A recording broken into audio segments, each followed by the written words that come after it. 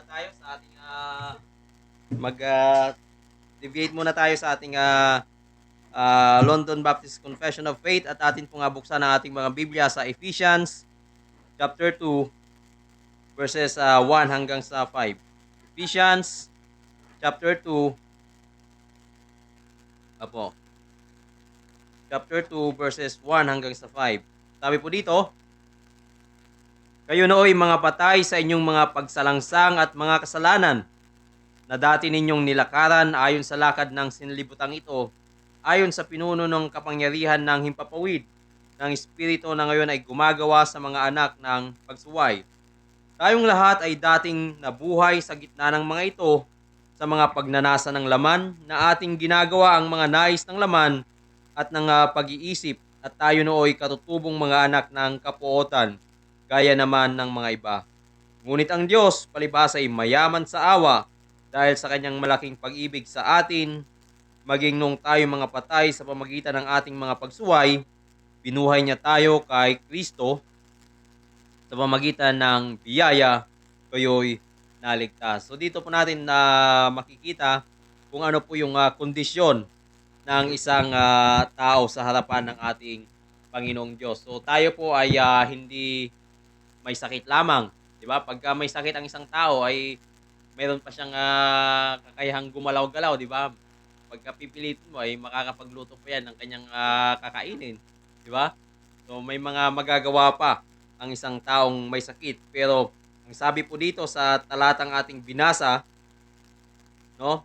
Malinaw na sinabi dito, kayo nooy mga patay sa inyong mga pagsalangsang at mga kasalanan. At kung patay, I hope na imagine niyo po ito, no?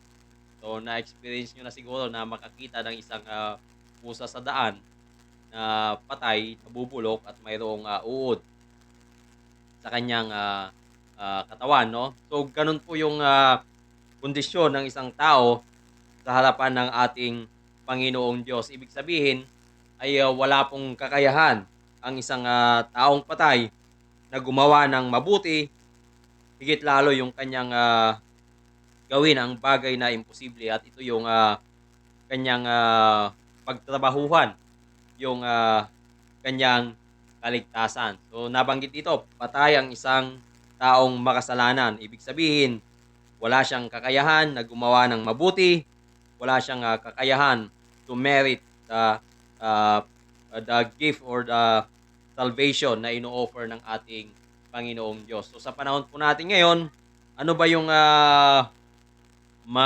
madalas nating maririnig sa mga tao pagka kinakausap natin sila?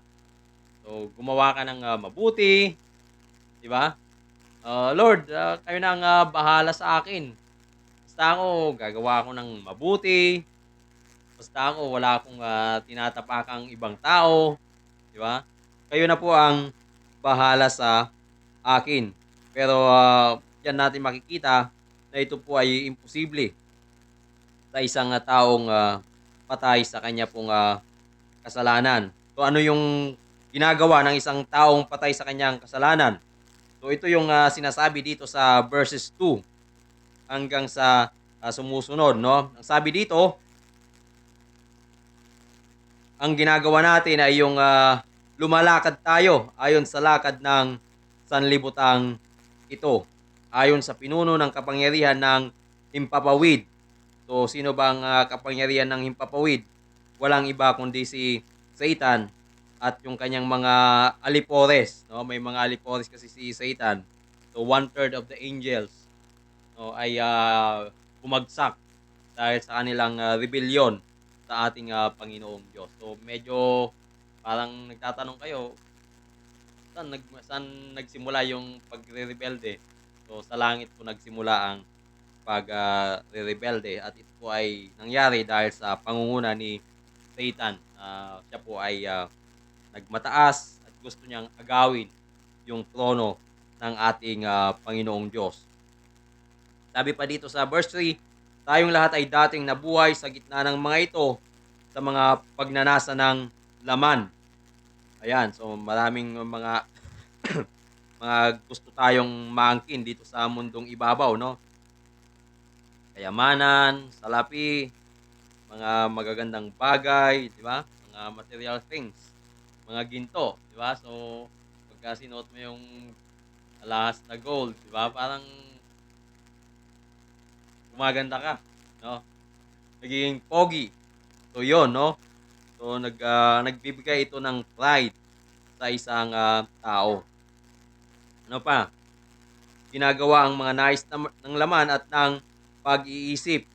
So, hindi natin kailangang gumawa ng, masama yung nakikita ng mga tao para ay hindi natin na kumbaga sa isip pa lang natin, 'no, kahit na hindi tayo gumawa ng aktuwal na kasalanan, pero yung ating isipan ay nagkakasala din pala tayo sa ating Panginoong Diyos. So, be careful po tayo dahil, minsan 'di ba, at alam natin nangyayari ito. So, mayro'n kang isang tao na kinaasaran, 'di ba? So, nagpapakitang, tao tayo minsan, pero sa loob-loob natin parang gustong-gusto mo ng, sakalin gano'n 'no? Kumbaga, so may mga gano'n. Kaya dapat tayong, maging maingat sapagkat ito po yung natural na, ah, kayang gawin ng isang, tao na patay sa kanyang, kasalanan. So, nabanggit nga na kahapon ni Pastor Jeremiah dahil, nagpunta kami sa isang, Bible study sa 13 after naming, magpunta sa Amedeo dahil mayro'n pong, meeting. Eh, nabanggit niya na yung isang army, so isang sundalo ng, Philippine Army ay talagang, marami siyang mga pinatay. Meron siyang, pinatay na magkapatid, 'di ba? So, at kung ano-ano pang mga, karumal-dumal na krimen. So, naging wanted siya dahil, magaling siya na military person. So, yung mga gustong dumakip sa kanya, eh, talagang hindi umuubra sa kanya. Napapatay din niya yung iba at, umabot ng, 11 years yung kanyang, pagtatago, and then eventually siya din po ay, nahuli at dahil diyan ay napatay, po siya. So, diyan natin makikita na kung tayo po ay hahayaan ng ating Panginoong Diyos, oo, oo. So, dito natin makikita na kung hindi tayo kumbaga ire-restrain or pipigilan ng ating Panginoong Diyos, maaaring yung ginawa nung sundalo na yon na talagang, kumitil ng buhay ng ibang mga tao ay kayang-kaya din nating gawin. At, praise be unto God dahil yung kanyang restraining grace ay, hindi po niya inaalis sa atin. Pero may mga ibang tao talaga na hinayaan na sila ng ating Panginoong Diyos to do their, yung kanilang dini-desire ng kanilang puso at dun po ay nakita yung, kanilang, pagpapasama.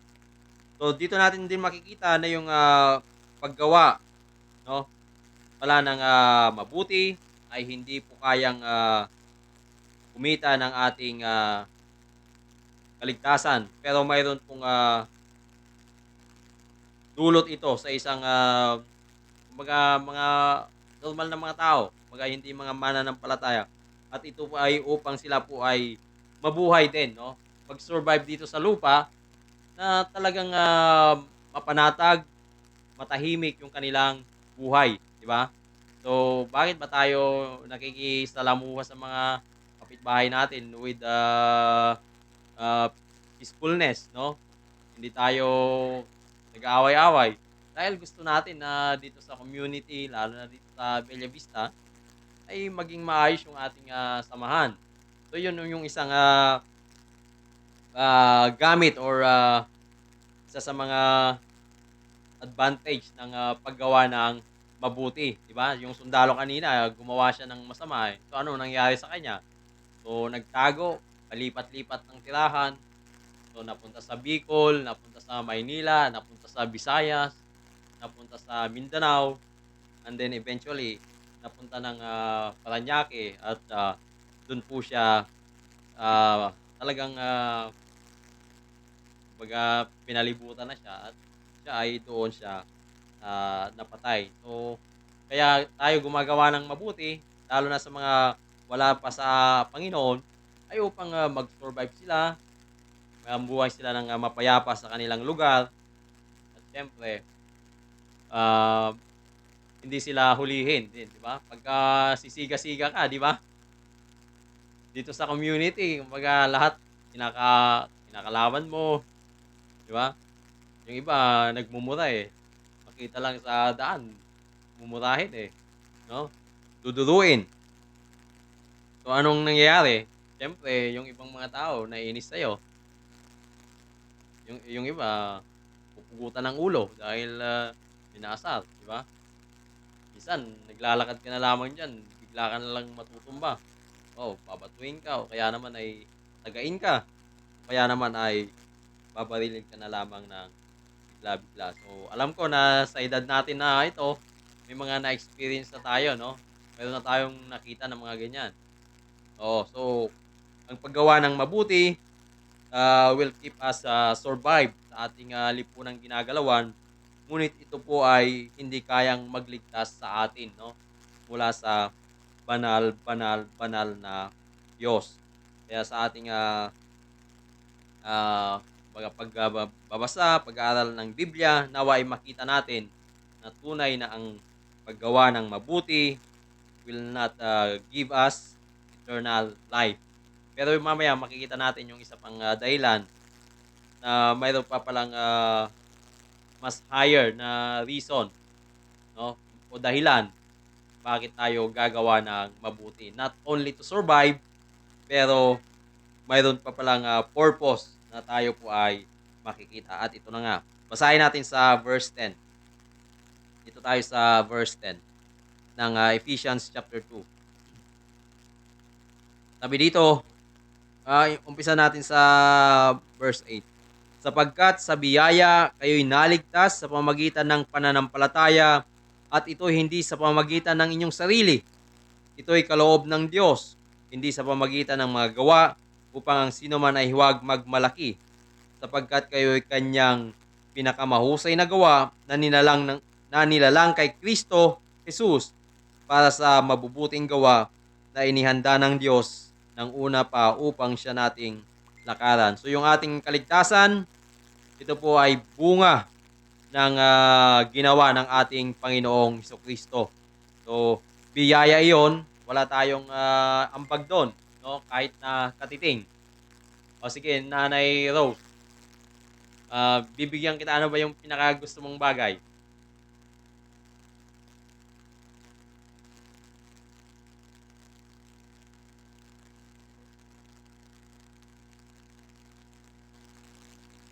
Okey, sige.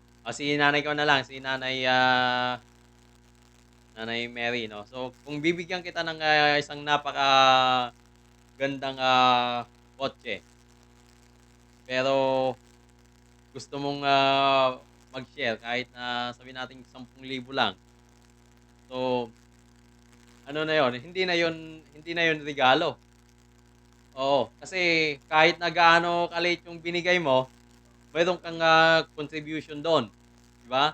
So, may masasabi ka pa rin na, eh, binayaran ko 'to ng 10,000 eh. 'Di ba? So, meron kang, maipagmamalaki sa harapan ng Diyos. Pero yung buhay, yung kaligtasan na ibinigay sa atin ng ating Panginoong Hesukristo ay wala tayong ambag. So, talagang biyaya yon ng ating, Panginoong Diyos na makapangyarihan sa lahat. So, sa ating part, wala tayong ambag do'n, pero mayroon pong, nagbayad 'no, para sa ating mga kasalanan at walang iba kundi ang Panginoong Hesukristo po ang nagkaloob po noon. Kaya yung kaligtasan natin talagang, wala tayong maipagmamalaki 'no. So, unlike ng ibang mga religion, sabi nila gumawa ka ng mabuti, 'di ba? Huwag kang mang-api ng iyong kapwa, kung ano yung ayaw mo na gawin nila sa'yo, huwag mong gawin, 'di ba? So, that is, salvation by good works. Oh, pero ang ating, Panginoong Diyos ay, really ito po ay kanyang ipinagkaloob sa atin sa pamamagitan ng ano, sa pamamagitan ng ating pagsampalataya sa ating, Panginoong Jesucristo. So yun po yung kailangan gawin ng isang tao na naghihikahos sa harapan ng ating Panginoong Diyos. Ulitin natin sa verse 8, sapagkat sa biyaya kayo'y naligtas sa pamamagitan ng pananampalataya.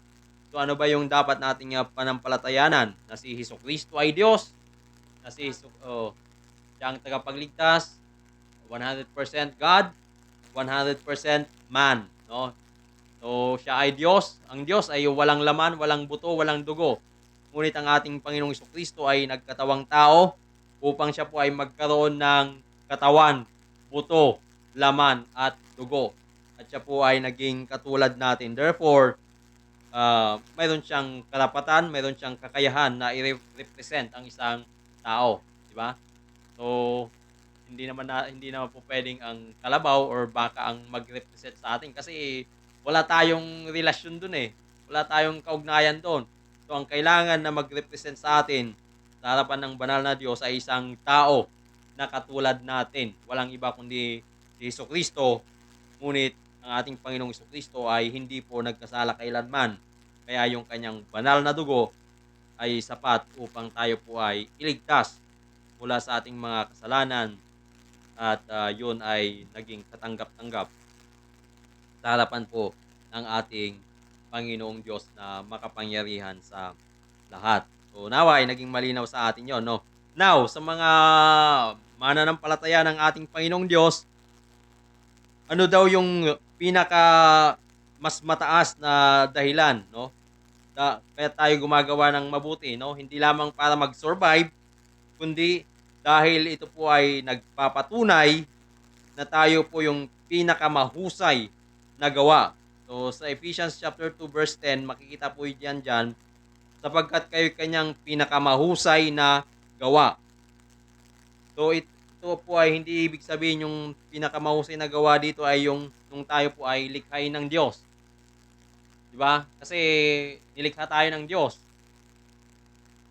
'di ba? Ginawa niya si Adan, pero si Adan nagkasala.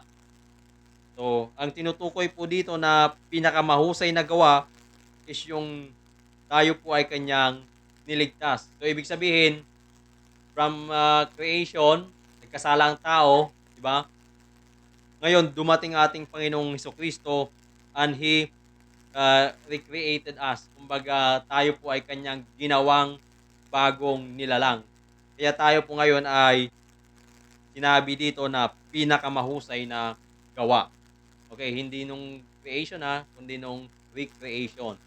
So yun po yung binanggit dito na pinakamahusay na gawa because we are now ay nakabahagi na, no, sa atin pong Panginoong Jesucristo. Dati ang sino ang ama natin? Si Satanas. Yan, si Satanas ang ama natin dati. Ngunit kung tayo po ay niligtas ng ating Panginoong Jesucristo, ang ama natin ay naging ang Diyos na makapangyarihan sa lahat.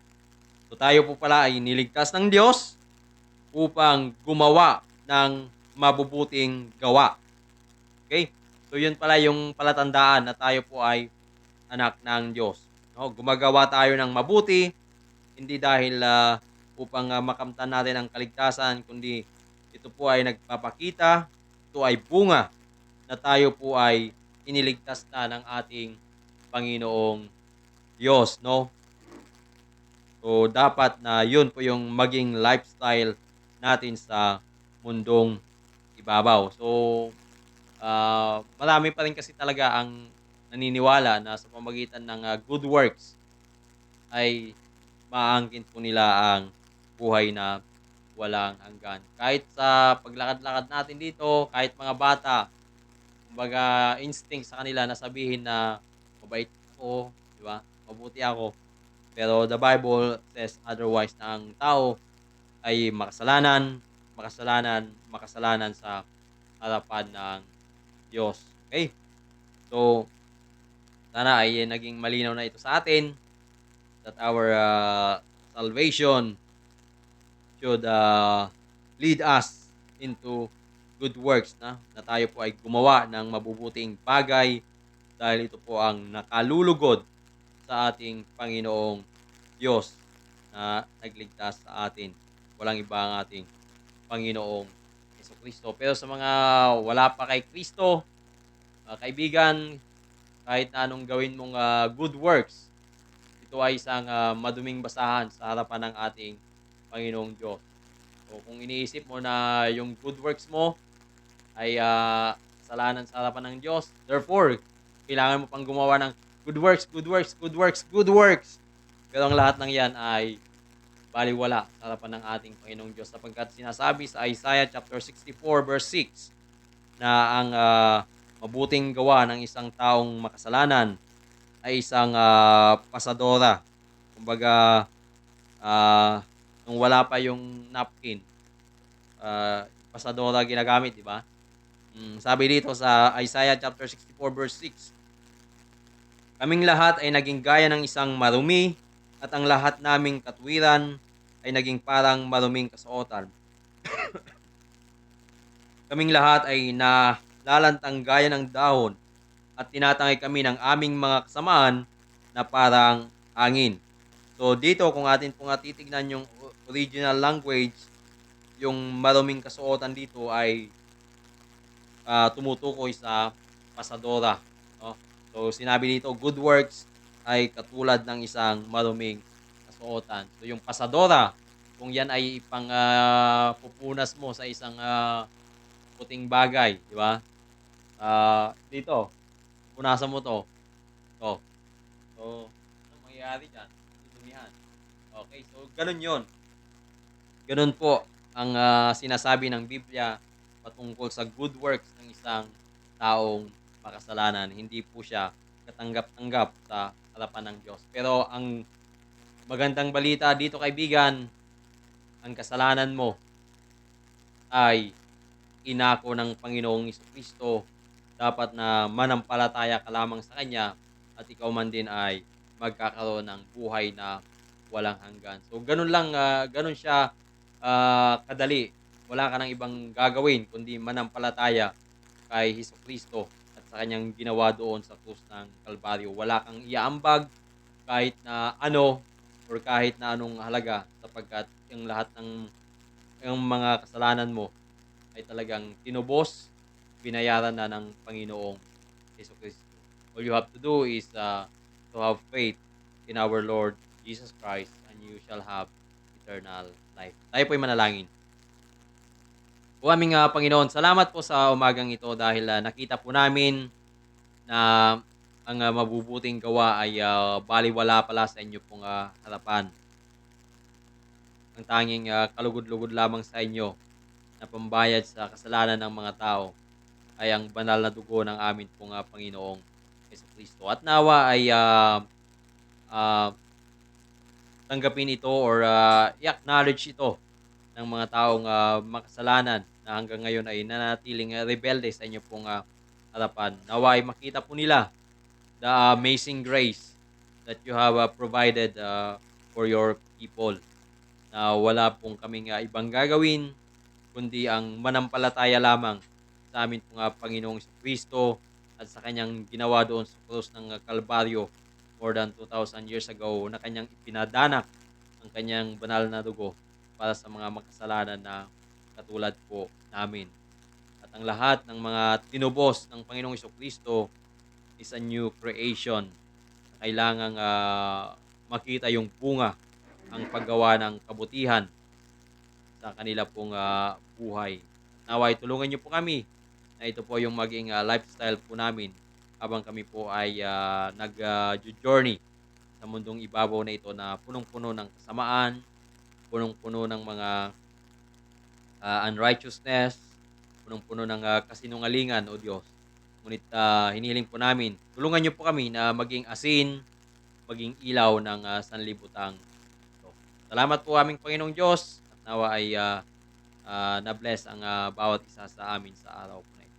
Ito ang aming samot dalangin sa matamis na pangalan ni Jesus. Amen. Sige po, short break po tayo and then after 10 minutes ay balik po tayo.